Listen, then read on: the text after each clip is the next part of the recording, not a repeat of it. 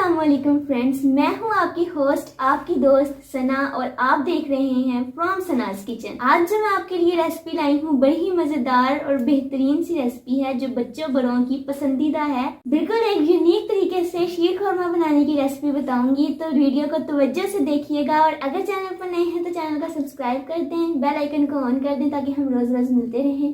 बिस्मिल्लाहिर्रहमानिर्रहीम। शीर खुरमा बनाने के लिए 1 चम्मच घी का डाल देंगे।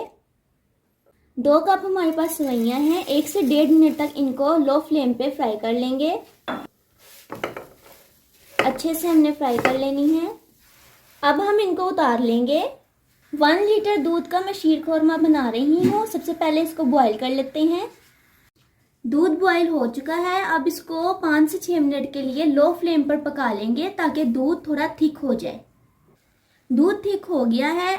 आधा कप चीनी शामिल कर देंगे। अब इसको अच्छे से हिला लेंगे ताकि चीनी हमारी मिक्स हो जाए। 3 चम्मच मेरे पास कोकोनट का बुरादा है, ये शामिल कर देंगे। अब इसको मिक्स कर लेंगे अच्छे से। हाफ टी स्पून इलायची पाउडर डाल देंगे। फ्राई की हुई हमारे पास सेवइयां हैं, ये दूध में शामिल कर देंगे। 7 से 8 मिनट तक सेवइयों को पका लेना है मीडियम फ्लेम पे। सेवइयां हमारी पक रही हैं। अपनी चॉइस के मुताबिक आप नट्स ऐड कर दें। मेरे पास यहाँ पे बादाम और पिस्ता है जो मैं शामिल कर रही हूँ। अब हम इनको मिक्स कर लेंगे। आप काजू और पीनट वगैरह भी शामिल कर सकते हैं। चलें जी व्यूअर्स, शीर खुरमा हमारा रेडी है। अब हम इसको बाउल में डाल देंगे। बिस्मिल्लाहिर्रहमानिर्रहीम। माशाल्लाह से अल्हम्दुलिल्लाह हमारा शीर खुरमा तैयार है। देखें जी कितना मज़ेदार, कितना लजीज शीर खुरमा बना है।